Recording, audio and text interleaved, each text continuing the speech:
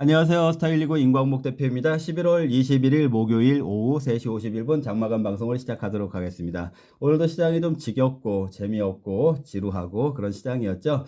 시장이 지루하고 재미가 없을수록 저희 스타119에서는요 조금은 배우는 즐거움이 있다라면은 그런 좀 역설적인 이야기이긴 하겠지만 시장이 재미없을수록 배움을 통해서 재미를 찾아가면 어떨까?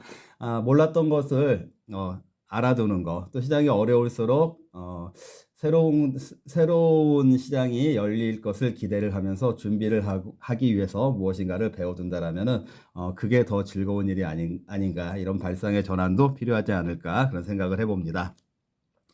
자, 오늘 그 세 가지 방향, 매물, 후속, 이렇게 제가 그 시장을 좀 그 요약을 해보려고 하는데요. 어제 제가 어제 장마감 방송에서 삼성전자가 하락을 했어도 어제 지수가 올랐다. 그렇다면은 이렇게 반등 장세에서 전제가 있어요. 최근에 지난주에 급락 이후에 반등 장세에서 만약에 반등 중에 지수가 상승을 했는데 삼성전자는 하락을 했다. 그렇다면은 추가 상승의 추가 상승의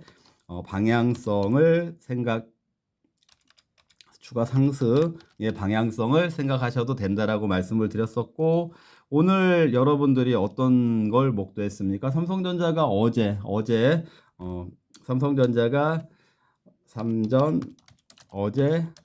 하락분 이상 만회. 장중에는 하락분을 훨씬 상회하는 그런 그 상승이 나오고요. 또 장중이었지만 지수가 우리 이따 확인하겠지만 양봉을 그려주면서 추가 상승을 시도하는 모습이 나왔습니다. 그래서 어제 제가 공식적으로 말씀드렸던 것, 급락 이후에 반등 장세에서 지수는 상승을 했는데 삼성전자가 하락하는 그런 공식이 믹스가 되면은 추가 상승을 예고하곤 한다. 오늘 그런 모습이 장중에 나왔다라는 거 확인이 되는 부분이고요.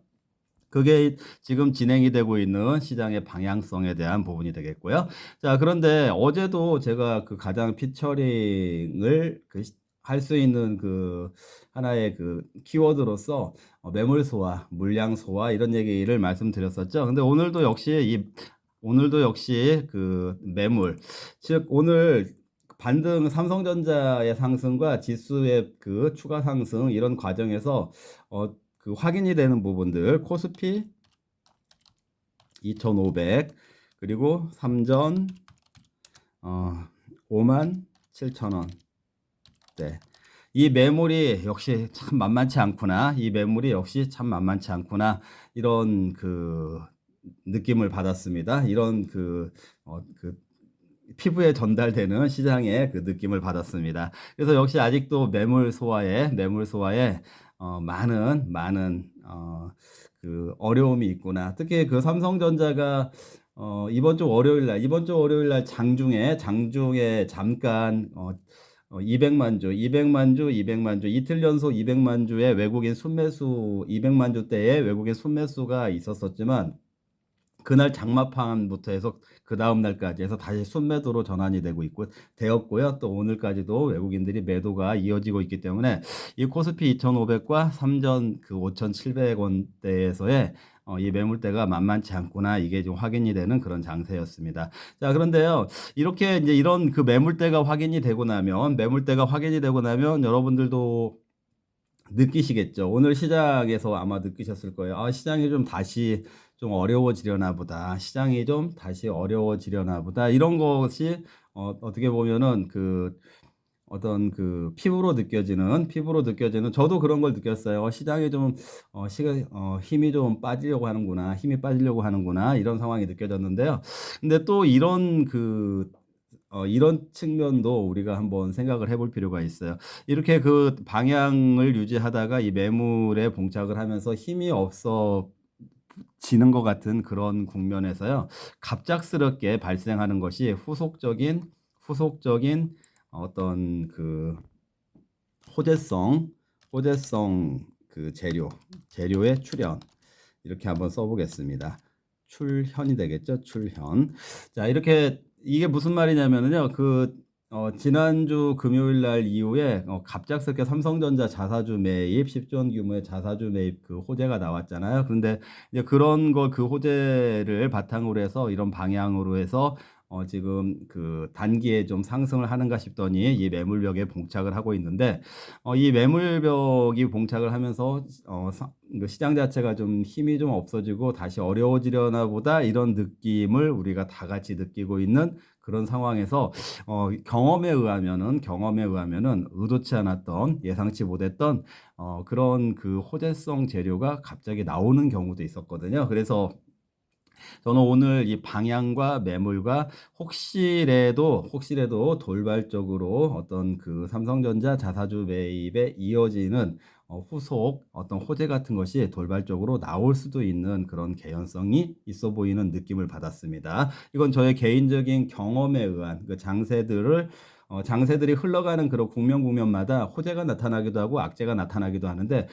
호재가 나올 것 같은 데서 호재가 나오고 악재가 나올 것 같은 데서 악재가 나오면 시장이 너무 쉽잖아요. 그런데 시장이 힘이 빠지려고 하는 것 같을 때 호재가 나온다라든지 시장이 치고 나가나 보다 할 때 악재가 나온다든지 이런 돌발적인 상황들이 또 시장을 만들어가는 요소라는 걸 말씀드리는 겁니다. 그래서 그 아직 눈에 보이지 않는 호재가 나올 거다. 이것을 예단하는 것이 조금은 무모해 보일 수도 있지만 어떤 경험치에 의해서 이런 시장이 가능하지 않을까도 예상이 되는 부분이 있으니까요. 여러분들도 한 어느 정도 한 50% 이상은 이런 가능성에 좀 그 참고를 하셔 가지고 포트폴리오의 편입 편출에 반영을 하시면 좋을 것 같습니다. 자, 차트 가지고 좀 더 부연 설명을 해 보겠습니다. 코스피 차트요. 코스피 차트인데 지난주 급락 그리고 이게 지난주 금요일이고요. 월, 화, 수, 목. 자, 오늘 장 막판에 그 힘이 빠진 것 같지만 전체적으로 봤을 때는 오늘도 역시 양선의 형태를 양선의 꼬리가 있지만 양봉의 형태를 가지고 있죠. 그러니까